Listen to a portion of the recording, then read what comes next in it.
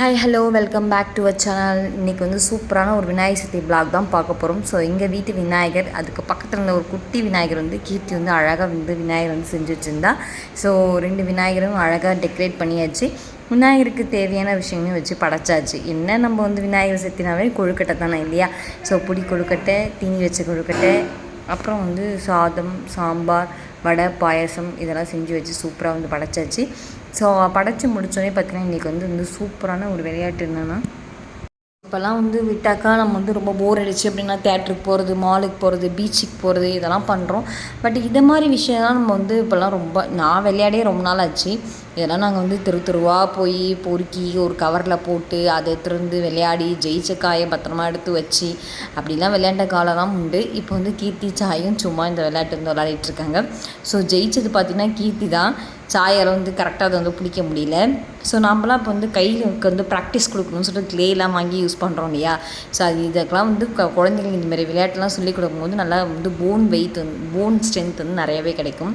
இப்போ வந்து பார்த்திங்கன்னா நம்ம வந்து விநாயகரை வந்து பார்த்திங்கன்னா நம்ம வந்து 3ஆம் நாள் எடுத்துன்னு போயிட்டு கடலில் வந்து விட போகிறோம்.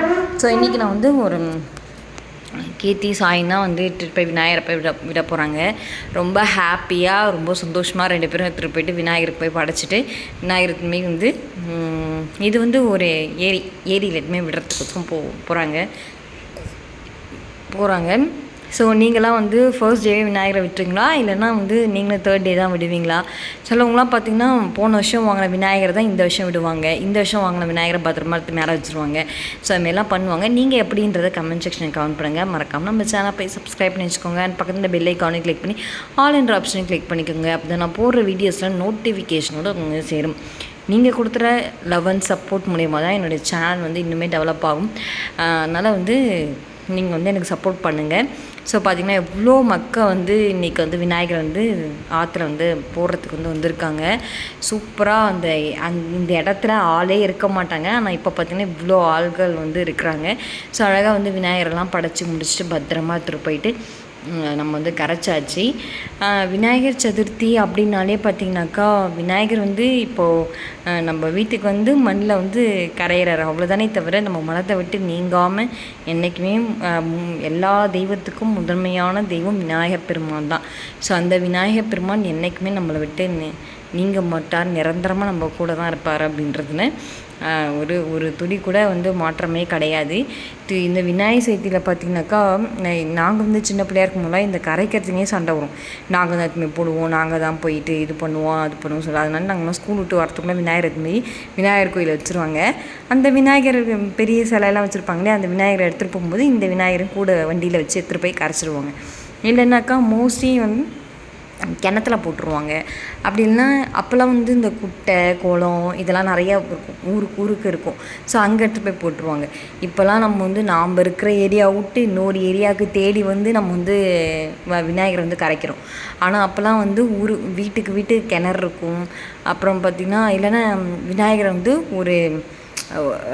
ஒரு குண்டானில் வச்சு நல்லா விநாயகர் வந்து கரைச்சிட்டு நிலத்துல எடுத்து ஊற்றி விட்ருவாங்க.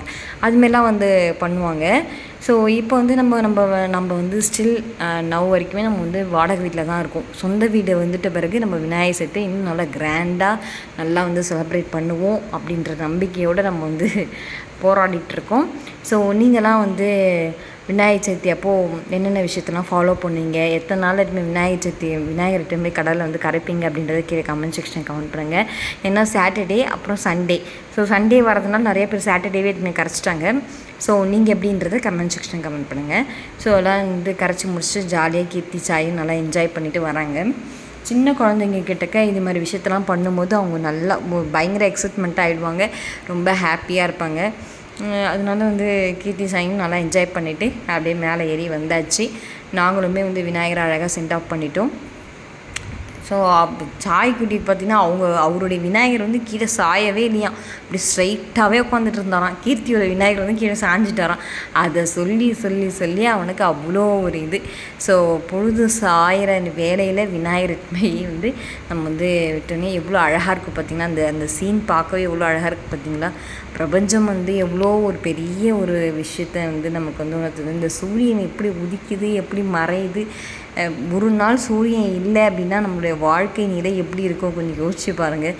இல்லை சூரியன் வந்தாலும் கஷ்டமாக இருக்குது, வராட்டாலும் நமக்கு கஷ்டமாக இருக்குது. ஸோ வரல அப்படின்னா நம்மளுடைய வாழ்க்கையை அப்படியே பிரமிச்சுட்டு போயிடும் இல்லையா? ஸோ அப்படியே நாங்கள் விநாயகரை விட்டு பாய் பாய், டேக் கேர், தேங்க்ஸ் ஃபார் வாட்சிங்.